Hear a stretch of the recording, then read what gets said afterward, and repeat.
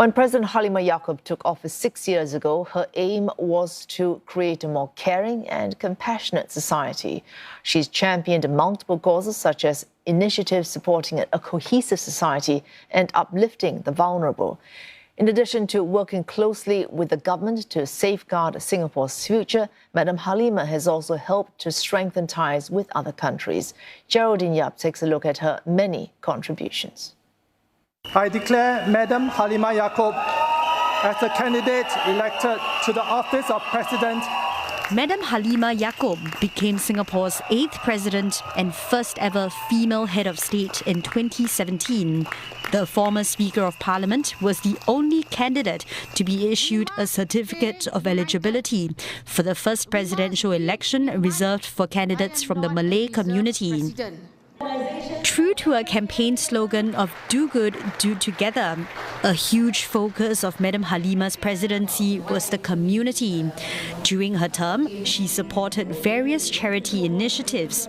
The President's Challenge focused on empowering persons with disabilities, building a digitally inclusive society, and supporting caregivers, among others. The President also frequently interacted with members of the public at events such as the Istana Open House.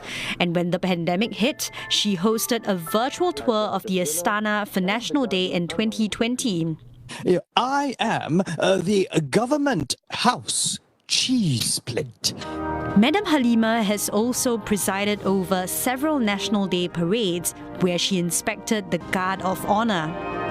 As custodian of the nation's past reserves, Mdm Halimah approved the government's draws of more than $60 billion over 3 years.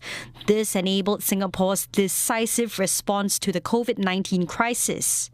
At an event last year, she expressed her appreciation to COVID-19 service staff and also hailed their contributions. It's been a truly difficult 2 years, but I think it's important that we do it together and we support all our frontline workers. Please excuse me.